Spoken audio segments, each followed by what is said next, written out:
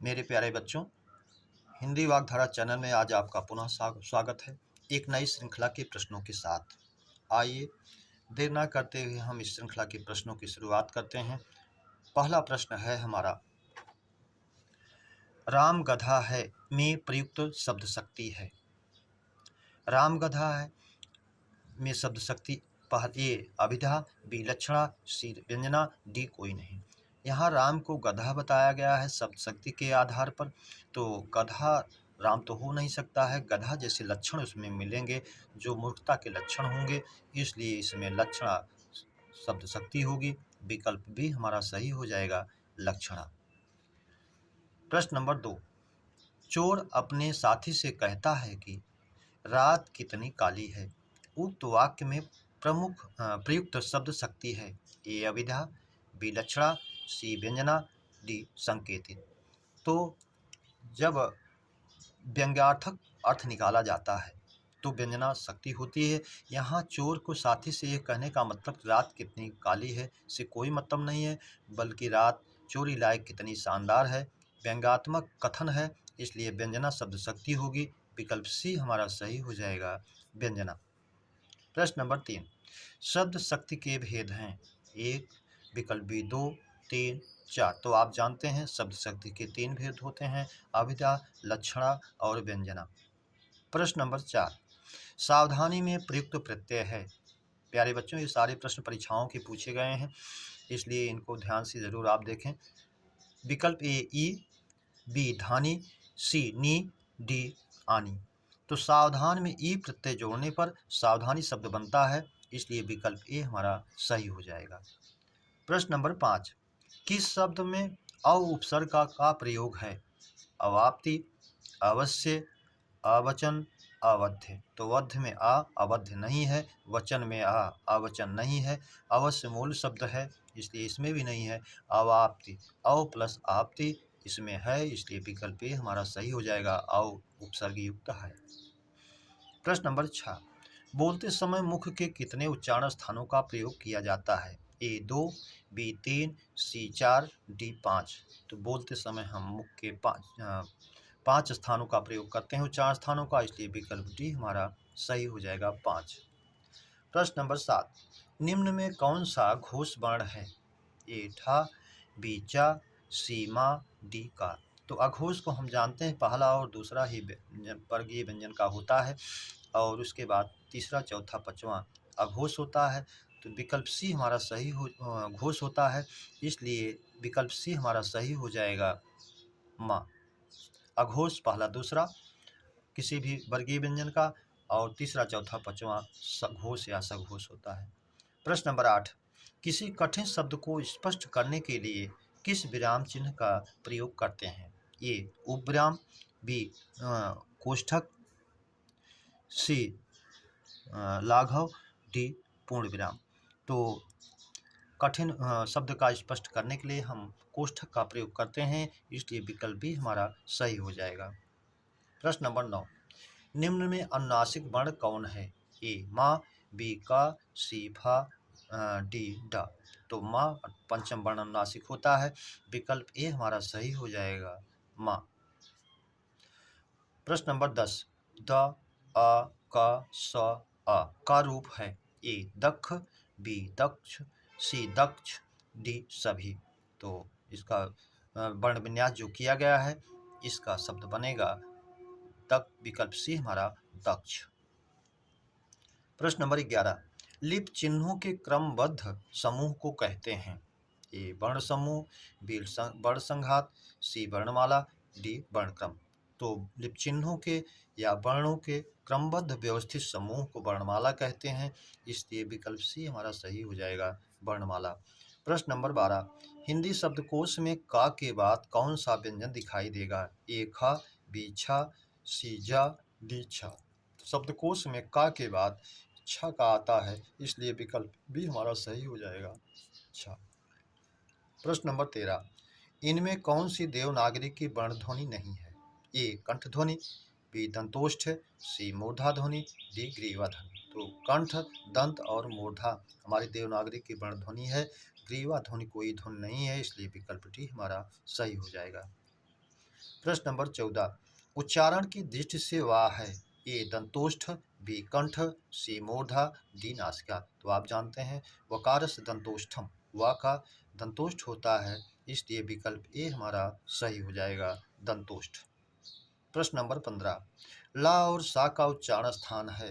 ए दंत, बी कंठ, सी ओष्ठ, डी मूर्धा। तो लित लसा नाम दंता, ला और सा का उच्चारण स्थान दंत है, विकल्प ए हमारा सही हो जाएगा। प्रश्न नंबर 16, रेलगाड़ी कैसा शब्द है। ए देशज, बी विदेशज, सी संकर, डी तद्भव। तो रेलगाड़ी, जिसमें रेल जो है अंग्रेजी है, गाड़ी जो है हिंदी है, दो भाषाओं का शब्द है, इसलिए संकर है, विकल्प सी हमारा सही हो जाएगा, संकर। प्रश्न नंबर 17, रचना की दृष्टि से मुरलीधर और चक्रपाणि शब्द भेद है। ए रूढ़, बी यौगिक, सी योगरूढ़, डी कोई नहीं।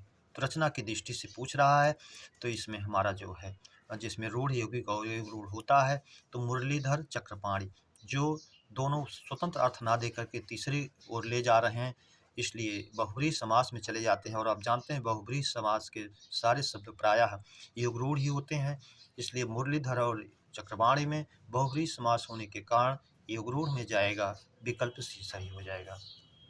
प्रश्न नंबर 18, जो शब्द संस्कृत भाषा से हिंदी में ज्यों के त्यों ले लिए गए हैं वे हैं। ए तद्भव, बी तत्सम, सी देशज, डी आगत। तो ज्यों के त्यों आए, उसमें कोई परिवर्तन नहीं हुआ, शुद्धतम रूप में ही रहे, तो तत्सम कहलाए, इसलिए विकल्प भी हमारा सही हो जाएगा, तत्सम। 19, फुनगी, लोटा, धड़ाम, पगड़ी कैसा शब्द है। ए देशज, बी विदेशज, सी संकर, डी कोई नहीं। तो जिन शब्दों की उत्पत्ति का कोई आधार नहीं, कोई पता नहीं, अपने देश में ही गढ़ लिए जाते हैं, देशज शब्द कहलाते हैं, तो ये शब्द उसी कैटेगरी में हैं, इसलिए विकल्प ए सही हो जाएगा, देशज। प्रश्न नंबर 20, लावारिस में किस भाषा का उपसर्ग है। हिंदी, बी अरबी फारसी, सी अंग्रेजी, डी पुर्तगाली। तो लावारिस में ला उपसर्ग जो है वो अरबी फारसी का है, जिसका कोई वारिस नहीं है, इसलिए विकल्प भी हमारा सही हो जाएगा, अरबी फारसी। प्रश्न नंबर 21, किस शब्द में अन उपसर्ग नहीं है। ए अनुर्वर, बी अन्वय, सी अनुरित, डी अन्वेषण।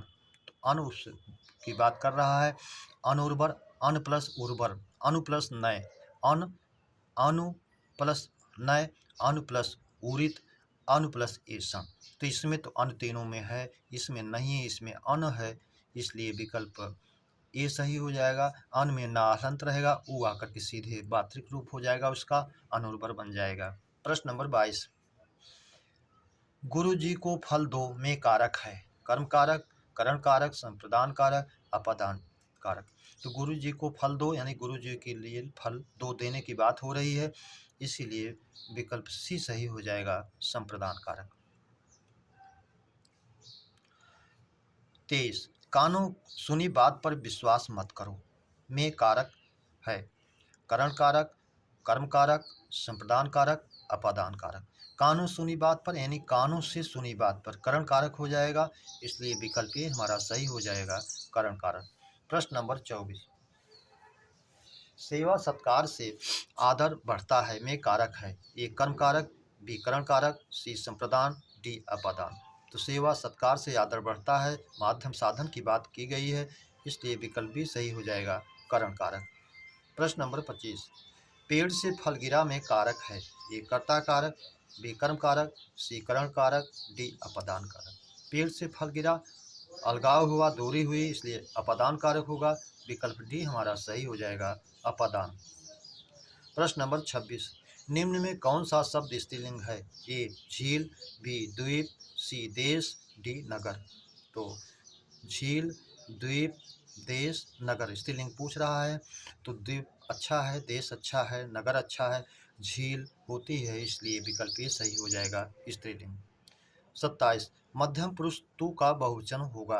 ये हम, तुम लोग, ये लोग, आप लोग। तो मध्यम पुरुष तू का बहुवचन होगा, तुम लोग, इसलिए विकल्प भी सही हो जाएगा, तुम लोग। प्रश्न नंबर 28, मंत्री शब्द का लिंग है? ए पुल्लिंग, बी स्त्रीलिंग, सी नपुंसकलिंग, डी उभयलिंग। तो मंत्री को पुल्लिंग और स्त्रीलिंग दोनों में प्रयुक्त किया जाता है लिंग के आधार पर, इसलिए इसको उभयलिंग में ले जाया जाता है। प्रश्न नंबर 29, कथा का बहुवचन है? ए कथानक, बी कथें, सी कथाएं, डी कथों। तो इसका बहुवचन हो जाएगा कथा का कथाएं, तो हमारा विकल्प सही हो जाएगा सी। प्रश्न नंबर 30, सरीखा शब्द में विशेषण है? ए क्रमवाचक, बी गणनावाचक, सी गुणवाचक, डी परिमाणवाचक। सरीखा का मतलब है सा, इसलिए जो है गुण की बात की जाएगी, किसी से कहा जाएगा उसके सरीखा, तो गुणवाचक हो जाएगा, विकल्प सी हमारा सही हो जाएगा। प्रश्न नंबर 31, निम्नलिखित में एक विशेषण पद नहीं है? वरदान, वरद, वरदायक, वरणीय। तो इसमें जो है वरद भी हमारा विशेषण है, वरदायक भी है, वरणीय भी है, वरदान नहीं है, इसलिए विकल्प ये सही हो जाएगा वरदान। मेरे प्यारे बच्चों, इस श्रृंखला के प्रश्नों की परिचर्चा हम लोगों ने किया। उम्मीद करता हूँ श्रृंखला आपको बेहतर लगी हो तो अपने मित्रों को सब्सक्राइब, लाइक और शेयर जरूर करें। इस उम्मीद और अपेक्षा के साथ आप सबको हृदय से धन्यवाद। अगली श्रृंखला के मिलने तक जय हिंद।